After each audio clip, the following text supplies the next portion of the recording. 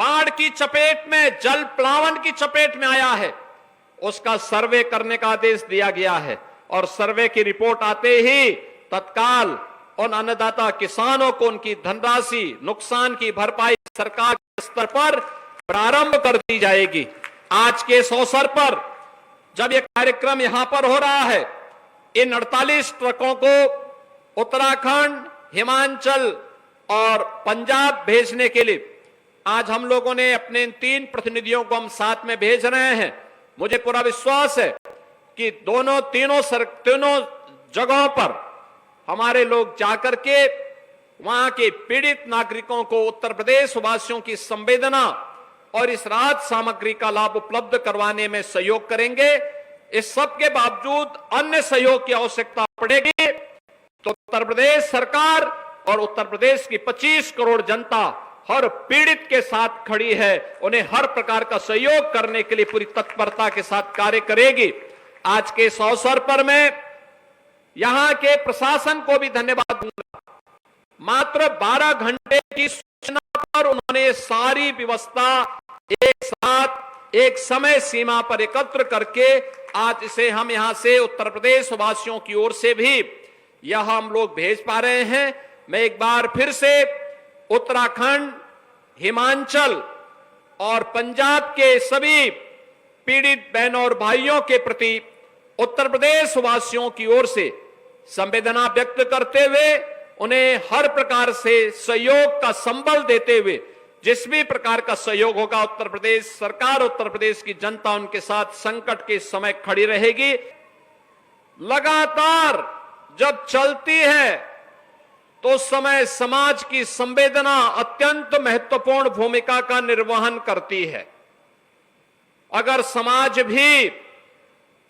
उन पीड़ितों के साथ खड़ा हो जाता है, स्वयंसेवी संगठन खड़े हो जाते हैं, सरकार के द्वारा संचालित संस्थाएं बेहतर परिणाम दे सकती हैं। आपने देखा होगा उत्तर प्रदेश में बाढ़ सबसे बड़ी चुनौती रही है। यद्यपि इस वर्ष अभी तक हम लोग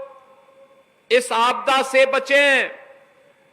निचले स्तर पर ही जल भरा हुआ है,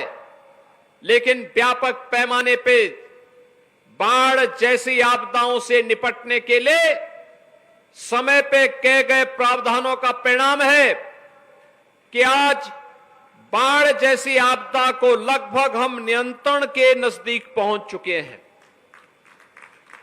यहां पर हम लोगों ने जिन क्षेत्रों में बाढ़ आई है, चाहे वे यमुना जी का क्षेत्र में है, सहारनपुर में हो, बागपत हो, गौतम बुद्ध नगर जनपद हो, या उन सभी जनपदों में जहां से होकर के यमुना मैया जा रही है और प्रयागराज में गंगा मैया से मिलती है, गंगा जी के भी मुहाने पर बिजनौर से लेकर के बलिया तक हर जनपद में पुख्ता व्यवस्था की गई है। ऐसे ही सरयू नदी हो, गौरा नदी हो, रामगंगा हो या फिर हिंडन नदी हो, इन सभी नदियों में जहां कहीं भी अगर जल ओवरफ्लो होने के कारण कहीं पे जनधन की हानि हुई, कहीं पर कोई भी किसान को कोई भी धन की हानि हुई या निचले तबके पर बैठे हुए वहां पर बसे हुए नागरिकों के लिए कोई समस्या हुई, सरकार ने तत्काल उन तक राहत सामग्री पहुंचाने का काम किया है। राहत सामग्री के रूप में जनहानि पर तत्काल 4 लाख रुपए उस परिवार को सरकार उपलब्ध करवाती है। बरसात के समय अगर कोई जंगली जानवर, हिंसक जानवर, कोई सांप, कोई बिच्छू किसी व्यक्ति को काटता है,